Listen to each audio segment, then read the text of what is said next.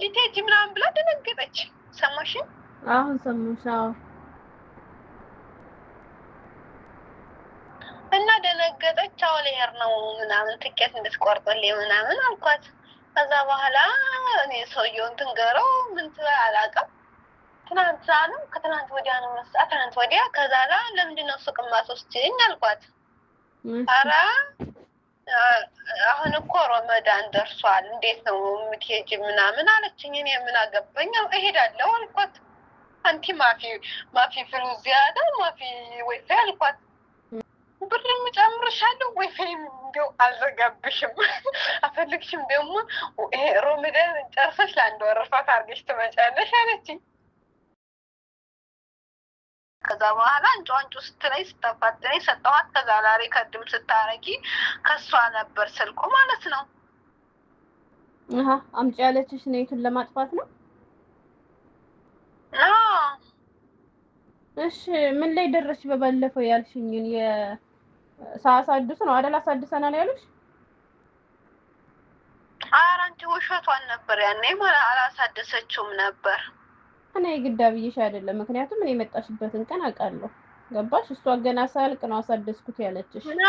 እንዳትሄጂባት ስለፈለገች ብቻ ብትፈልግ ባናቷ እንዳልሄድ ፈልጋለሁ እኮ ባናቷ ትተከል እንጂ ከአንቺ ፍቃድ ውጭ ብታሳድሰው ራሱ አንቺን አይመለከትሽም። ምን አገባሽ? አንቺ ከሷ ቤት የመጣሽው እኮ ለ2 ዓመት ነው።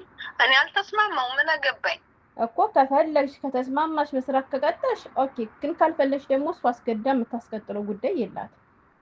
እሷ ያመጣችሽ ኮንትራት እንጂ ለአንደኛው እኮ ገዝታ አላመጣችሽም። እና አንቺ ኧረ አልቋል አሳድሼዋለሁ ብላለች ምናምን ስትል በጭራሽ አይታደስም ውሸቷን ነው ብዬሽ ነበር እኔ ራሱ ነው። ከዛ በኋላ ነው ቀን ወዲያውን ማለት ነው ኢንተርኔት እንዳጠፋችብኝ ወቃ ቤት ወደ ኢትዮጵያ ልሄድ ነው አልኳት። እሺ እየሰማችኝ ነው? አዎ እየሰማሁሽ ነው። ልሄድ ነው አልኳት። እሺ ከዛ እሺ አለችኝ። እሺ ትሄጃለሽ? እሺ ትሄጂ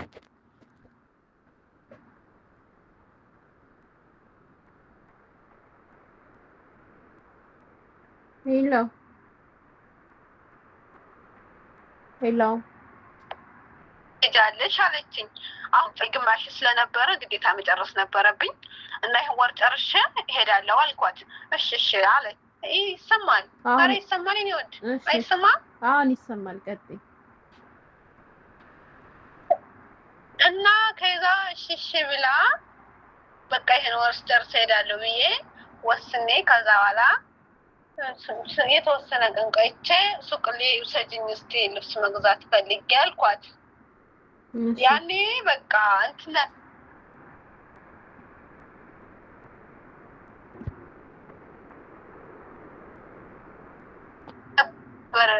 ውሸቴን ነው በቃ ምን ማለት ነበር።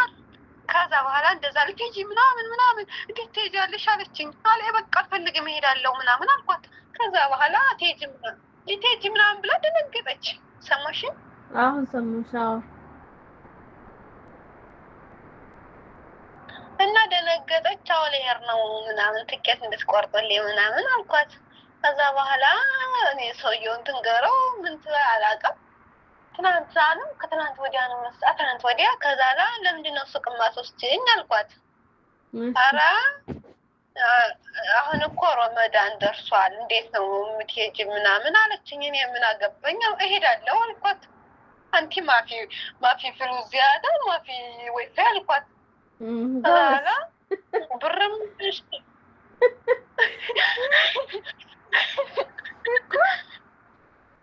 እሺ አልኳት። ጎበዝ ብርም ጨምርሻለሁ ወይፋይም እንደው አልዘጋብሽም አፈልግሽም ደግሞ ረመዳን ጨርሰሽ ለአንድ ወር ፋት አድርገሽ ትመጫለሽ አለችኝ።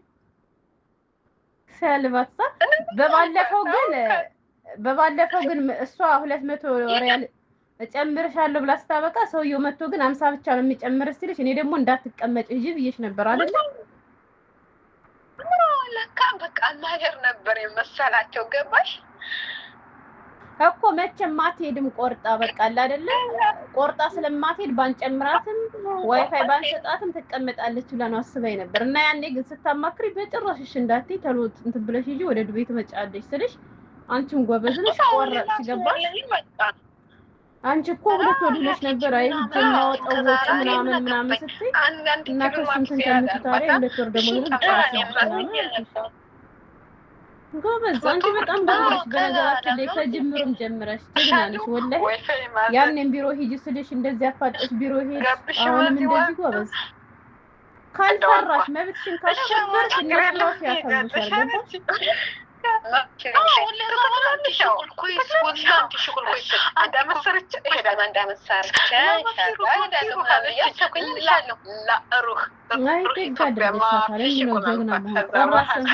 እነሱም ራሱ እንዲህ ነው አየሽ።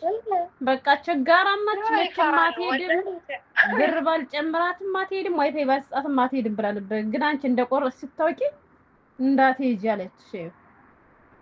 ጎበዝ። ሰውየው ስንት ነበር ጨምርሻለሁ ያለሽ?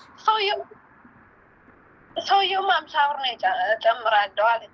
50 ብር እንካሪ ከዛና እንዲህ በምሳር ፍቅሽ እንዲያሰራ አንቺ በቃ እንዳይጨምሪ እንዳትሽጅ ምናምን አልሽኝ ቢያልሽኝ ከዛና እኔ ወዲያው ነው ተስኳት ከዛና ተንተር ነው ምናምን ብላ ነግረው ነው መሰል። በቃ ልጆቹ ራሱ ማለት ነው ወንዶች ልጆች ስራዬን በጣም ነው የሚወዱልኝ። ወላሂ ምግቤ ምናምን በጣም ስለሚጣፍጥ ራሱ ስራዬ ብለው መጥተው ሙሽላ ፈሪያንቲ ኮይስ ወላ ሄሎ ቀዳ ምናምን ይሉኛል ማለት ነው። ወንዶቹ ራሱ እንዳለልባቸው ፈልገዋል። ከዛ ጋር ልጆቹ ራሱ እንዴት እንደከፋቸው ወላ ዋይ ዲካ ድረሽ ጎበዝ ነሽ። እንዲህ ነው ራስን ማስከበር ነው ወላሂ።